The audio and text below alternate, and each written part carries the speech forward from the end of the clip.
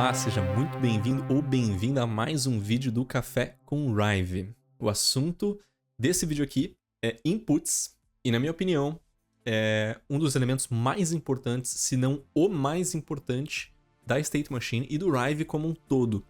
Os inputs, eles permitem que a gente crie condições que direcionam a nossa State Machine, né? São sinais, são valores, são dados que permitem que a gente faça isso. Outra coisa importante é que desenvolvedores, né, o pessoal que está codando lá, programando o aplicativo, ou o site, ou o jogo, ou qualquer coisa que for, essas pessoas conseguem acessar esses inputs e trocar os valores deles para ter controle total sobre a animação e a interação que a gente criou aqui dentro do editor do Rive.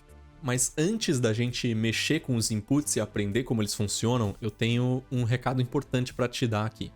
E para te dar esse recado, eu tive que mudar aqui, e agora eu não tô no Rive, eu tô no Rive Early Access, que é um editor aqui, uma versão do editor que está disponível para qualquer usuário pago. Você consegue ter acesso antecipado a algumas features. E uma dessas features chama Data Binding, ou vínculo de dados.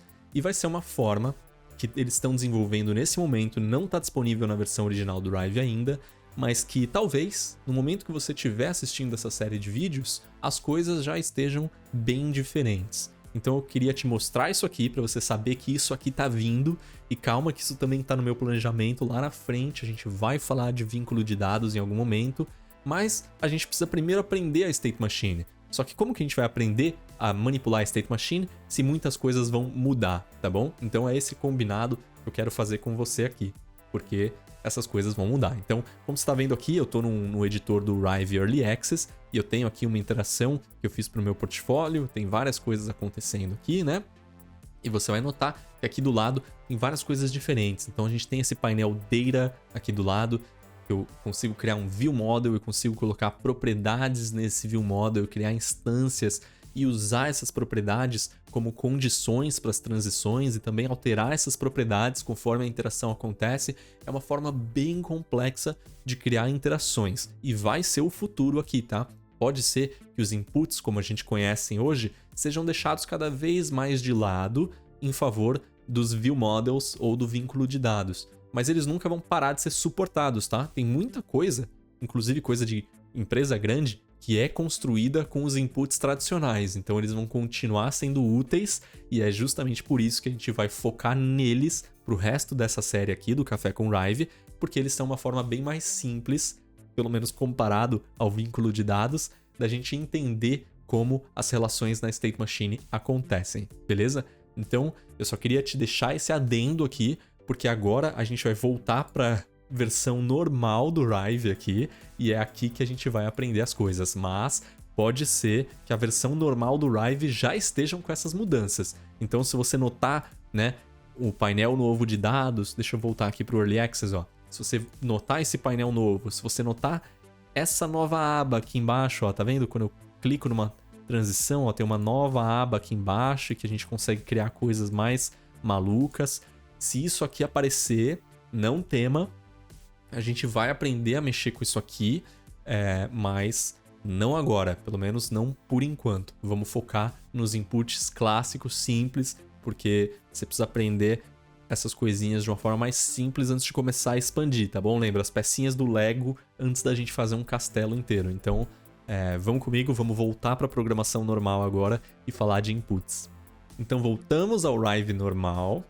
E como eu falei lá no começo, antes do meu recado, os inputs são uma forma, né, uma ferramentinha que a gente tem aqui dentro da State Machine que nos permite criar condições para controlar e direcionar a nossa State Machine, né? E os inputs, eles podem ser encontrados bem aqui do lado do painel de animações, ó, bem aqui onde meu mouse está.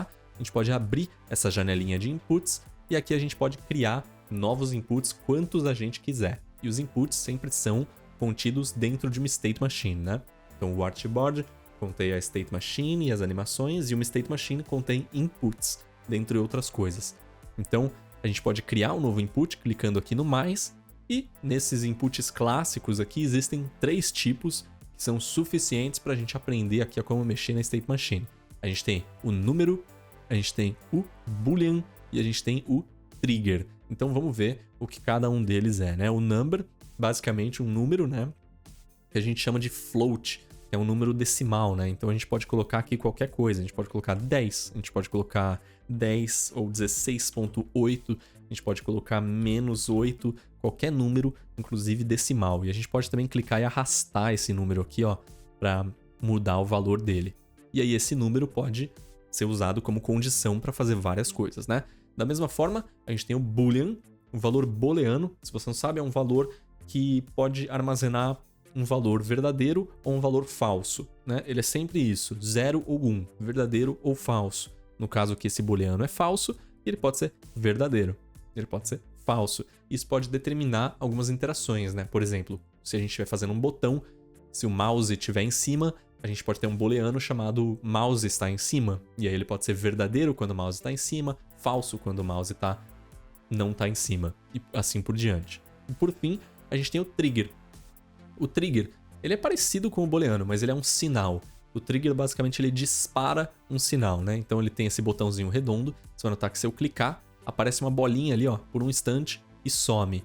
Então eu digo que ele é parecido com o booleano porque ele também armazena um valor, mas ele armazena esse valor por um curto período de tempo, né? É como se a gente tivesse o booleano pegando ele fazendo verdadeiro ou falso. Então ele dispara, né, um sinal de verdadeiro, né? É um gatilho, um trigger. Simples assim. A gente pode renomear a qualquer momento qualquer um dos nossos inputs, dando 2 cliques. Então eu posso chamar esse trigger aqui, por exemplo, de gatilho. Posso chamar o meu número de position, sei lá, qualquer coisa que eu quiser.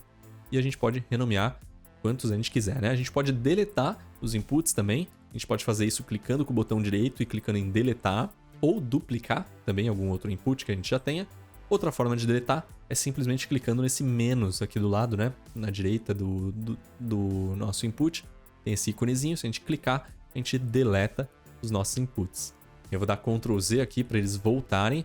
Uma outra coisa que você pode fazer para organizar melhor, né? É reordenar. Às vezes você tem um input que é mais importante que o outro, você pode simplesmente clicar e arrastar ele para cima aqui e reordenar os seus inputs da forma que você quiser.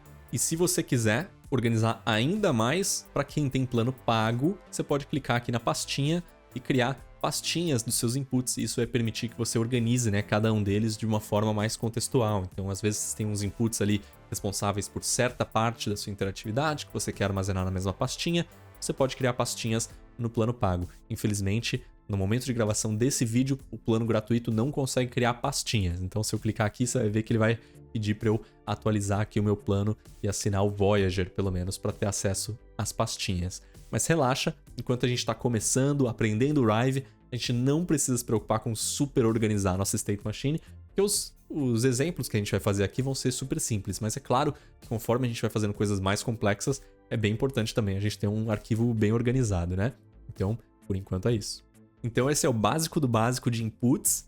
Não se esqueça que isso aqui vai mudar no futuro. A gente tem data binding ou vínculo de dados vindo aí para mudar, para chacoalhar um pouquinho o jeito que a gente faz as coisas na State Machine.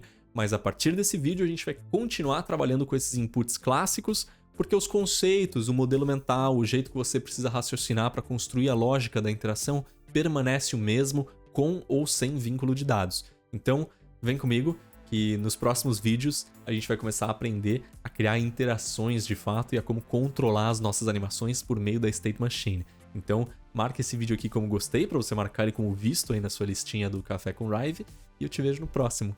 Valeu!